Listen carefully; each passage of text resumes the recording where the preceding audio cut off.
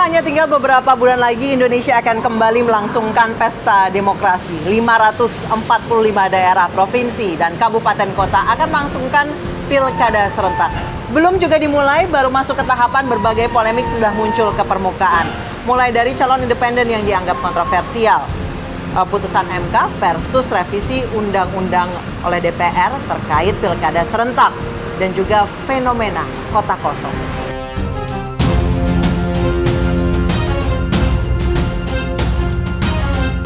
Masa kampanye yang hanya tinggal beberapa pekan lagi tentunya akan sangat rentan adanya pelanggaran. Bagaimana Bawaslu mengawasi 545 wilayah? Haruskah diberikan kewenangan lebih dari sekedar rekomendasi? Saya akan berbincang dengan Ketua Bawaslu RI, Rahmat Bagja, terkait hiruk pikuk Pilkada 2024 di One on One.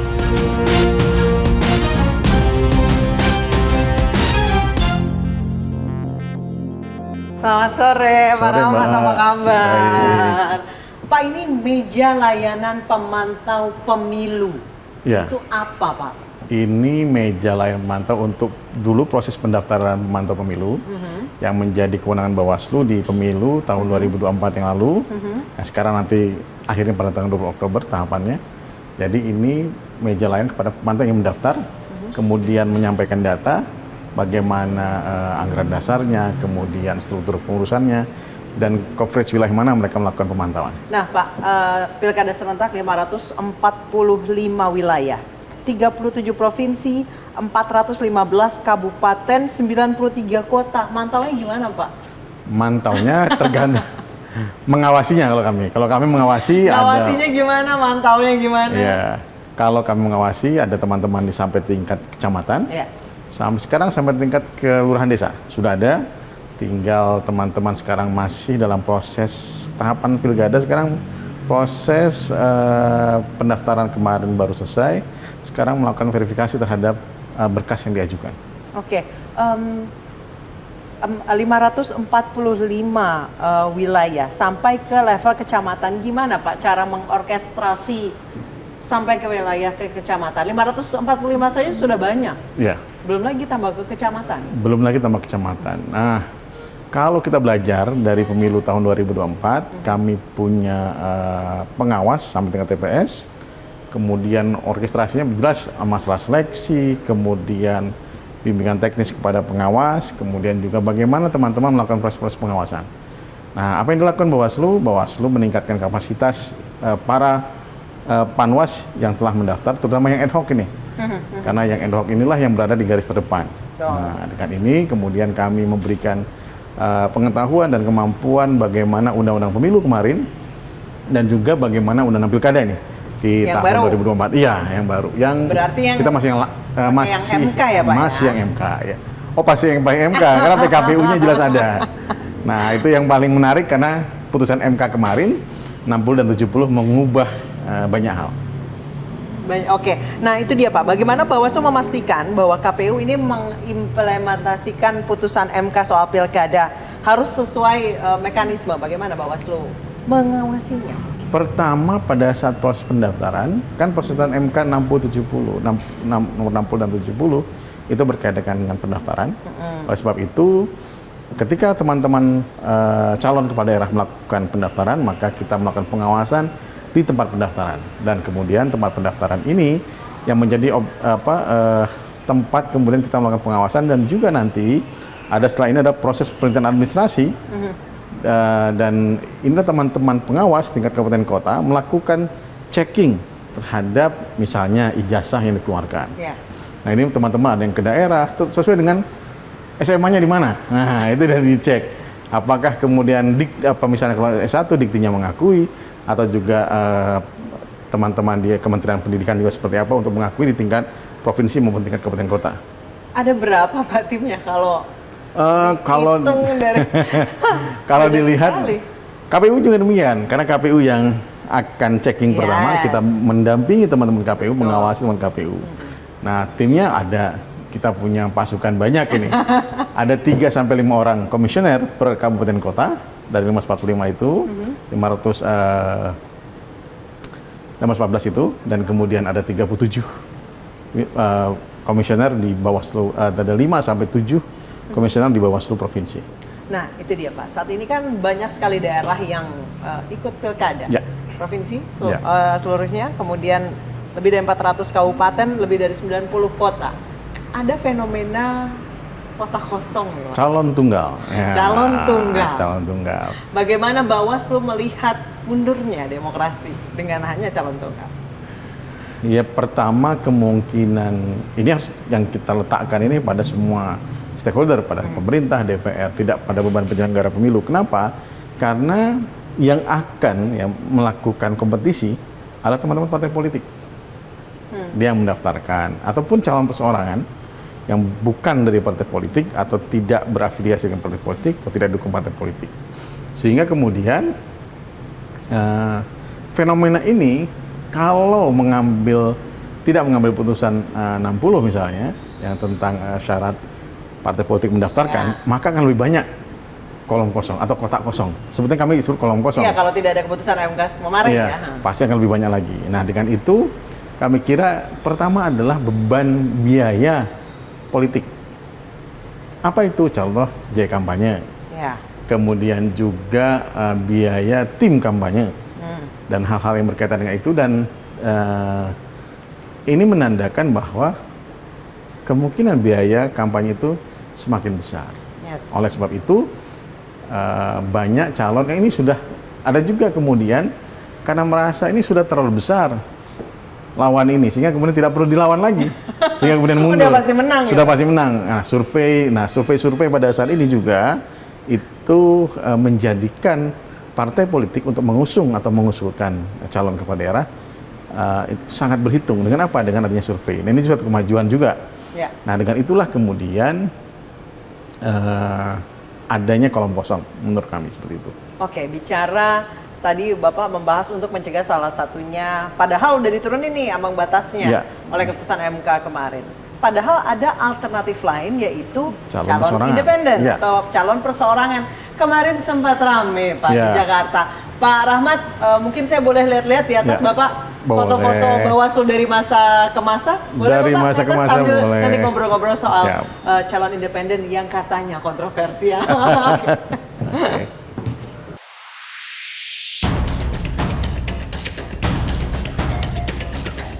Tiga bakal pasangan calon telah resmi mendaftar ke KPU Jakarta dan akan bertarung di pemilihan Gubernur Jakarta 2024. Pasangan Pramono Rano jadi bakal pasangan calon pertama yang resmi mendaftar ke KPU Jakarta dengan diantar dan didampingi ex-Gubernur DKI Jakarta, sekaligus Ketua DPP PDI Perjuangan Basuki Cahayapurnama alias Ahok.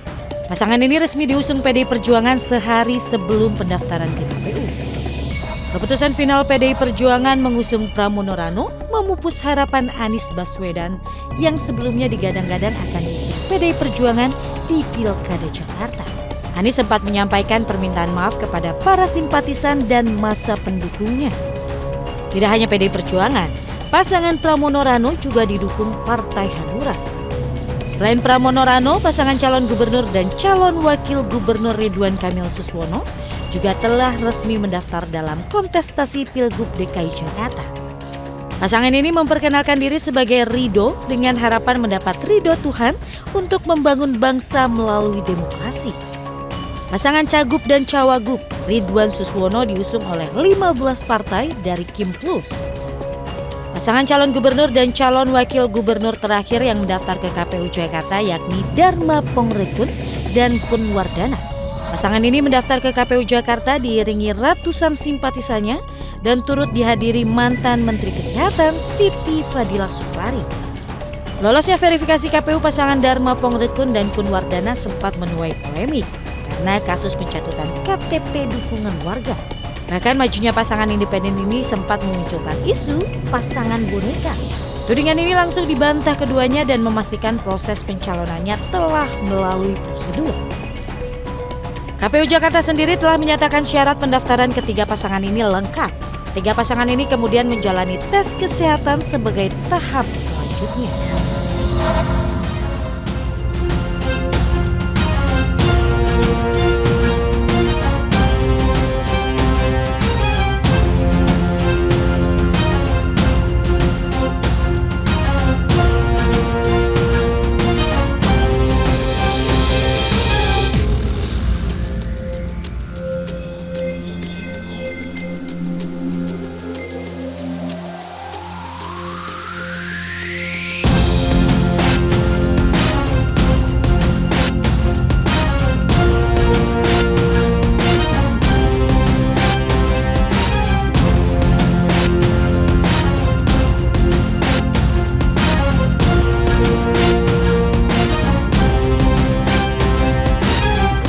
Pak Rahmat, tadi kita sudah berbicara terkait calon independen atau calon perseorangan. Di Jakarta ini kemarin baru ramai nih Pak soal calon perseorangan yang katanya nyatut KTP. Bahkan KTP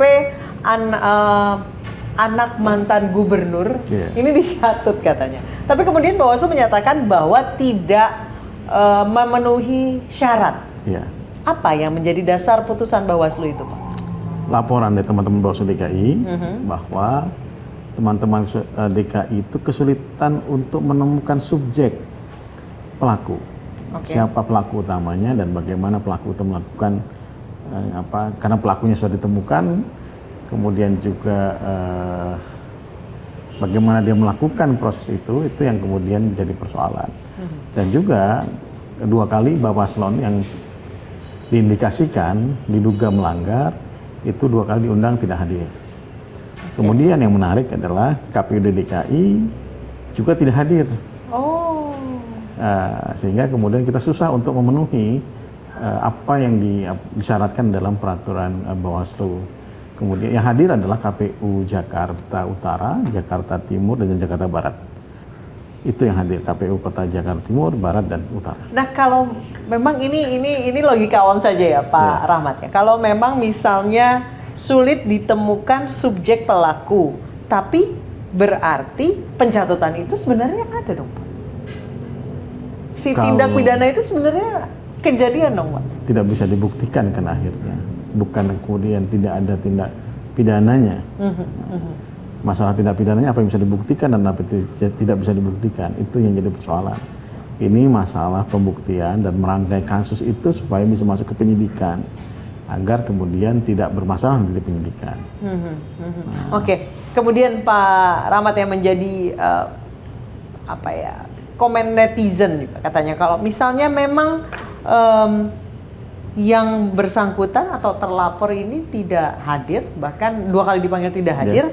Nah, menurut Bapak mantan Menko Polhukam, Bapak Mahfud MD selaku ahli hukum tata negara ini harusnya Bawaslu bisa menyatakan bahwa pencalonan calon independen itu Dharma Pongrekun dan Kunwardana itu tidak sah katanya, karena nggak mau nih diverifikasi bener nggak dia nyatut KTP atau enggak. Oke, kalau seperti itu ya, kalau dalam calonan itu bukan kemudian calon dicoret dibatalkan bukan karena dugaan, tapi karena pembuktian sudah ada di pengadilan. Dan kami melakukan juga arsiran ya kepada misalnya tadi ada yang menyatakan nama saya dicatut. Nah itu kemudian ketika ada laporannya, maka yang bersangkutan kami minta untuk kemudian dihilangkan dicoret dari daftar yang mendukung, sehingga berkurang itu daftar pendukungnya. Tapi tetap memenuhi syarat dengan berkurang. Tetap memenuhi syarat, kan 2 kali. Kalau tidak salah kan pertama tidak memenuhi syarat dan kemudian harus memenuhi kedua kali, 2 kali dari kebutuhannya. Itu kan memenuhi syarat dan yang kita coret juga dihilangkan memang, tapi ya sudah ada bertambah lagi. Oke, sejauh ini adakah masyarakat yang melapor ke Bawaslu, Pak Rahmat, terkait KTP saya dicatut nih gitu? Sepertinya ada ya, kan harus dicek di Bawaslu DKI. Karena biasanya orang senangnya ramainya di sosmed doang. Melakukan laporan konkretnya tidak. Iya, itu persoalan dari dulu. Masalah-masalah pengawasan demikian. Betul. Ngomong kita sedang berbicara soal viral memviralkan ini Pak. Memang tidak dipungkiri sejak tahun 2019 kecurangan pemilu, pelanggaran pemilu, ataupun terkait pengawasan yang harus diawasi oleh Bawaslu itu justru lebih rame di sosmed ketimbang yang dilaporkan langsung oleh Bawaslu. Tidakkah berarti Bawaslu harus jemput bola, Pak? Ketika kita jemput bola, pertanyaannya adalah masyarakat yang melapor ini kalau dalam sosmed tidak tahu siapa kadang-kadang kan akunnya karena juga udah forwarded many times kan. Ini dari siapa kita nggak ketemu. Nah ini kita harus perbaiki memang sistem informasi kita ke depan. Kemudian kalau dalam persoalan pengawasan ya yang kita butuhkan adalah laporannya, identitas yang melapor dan kemudian bagaimana lapor. Ataupun jika kemudian ada disamarkan namanya, kita yang kemudian akan melakukan temuan sebutannya, ada laporan dan temuan. Temuan itu dari pengawas. Jadi informasi itu kita sebutkan sebagai informasi awal, kemudian kita lakukan penelusuran terhadap informasi awal tersebut ke masyarakat yang menyampaikan dalam sosial media. Tapi kalau tidak ada ya agak sulit juga. Nah itu yang kemudian persoalan ini yang menarik, misalnya pada saat persoalan pemilu, pada saat kasus sosial media yang goyang-goyang itu yang di Kementerian Perdagangan apa ya? Oh iya. Nah kita itu sudah cek kan itu di sosial kita media ngobrol kan? di ini Iya, sudah kita cek. Bahkan kita sudah melakukan penelusuran ini kepada Kementerian Perdagangan. Kemudian kita sampaikan surat, kemudian kita juga mengecek di lapangan apakah betul kejadiannya seperti apa. Nah, karena kesulitan, tapi tetap aja kita ingatkan Kementerian Perdagangan untuk tidak menggunakan tempat pemerintahan atau kantor pemerintah atau kantor negara sebagai tempat kampanye. Itu dia, Pak Rahmat. Banyak yang mengatakan bahwa kan Bawaslu pasti punya spektrum ataupun prasyarat dan syarat ketika menentukan sebuah laporan atau kejadian itu sebagai sebuah pelanggaran. Yeah. Tidakkah itu terlalu kaku, Pak? Tidakkah hal itu bisa di stretch lebih panjang supaya nggak terlalu kaku? Misalnya memang ditemukan ada di situ, tapi tidak diucapkan oleh yang orasi gitu. Yeah. Tapi atribut ditemukan, itu gimana, Pak? Nah, hal itu akan tergantung dari aturannya. Kalau kita terus stretch, aturannya tidak, kita bisa disalahkan.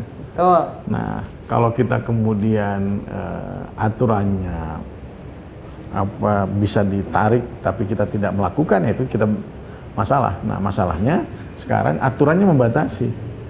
Kalau aturan membatasi, misalnya kampanye itu kumulatif unsurnya. Kalau cuma satu, misalnya itu bukan kampanye. Itu yang menarik dari PKPU kampanye. Nah, itu dia, Pak. Kami sudah sampaikan kepada KPU, tapi undang-undang berkata demikian. Jadi tafsiran dari undang-undang bahwa kampanye itu harus memiliki 3 unsur. Unsur pertama, siapa yang melakukan, tim kampanye, pasangan calon atau juga partai politik peserta pemilu, kemudian juga dia mengajak, kemudian menawarkan visi misi, ajakannya menawarkan visi misi. Tapi kalau kemudian visi misinya tidak ada, program kerja, visi misi dan citra diri, maka ini agak sulit disebut kampanye. Nah itu dia. Ini ruang kosong memang dalam. Itu dia, Pak. Sementara ajakan untuk Bapak Ibu pilih ini, gitu, Ya. tanpa menyebutkan visi misi. Ya. Itu menurut saya sudah kampanye, Pak Rahmat. Ya, menurut anggapan awam itu Yes. kampanye. Betul. Tapi menurut peraturan perundang-undangan tidak. Oke.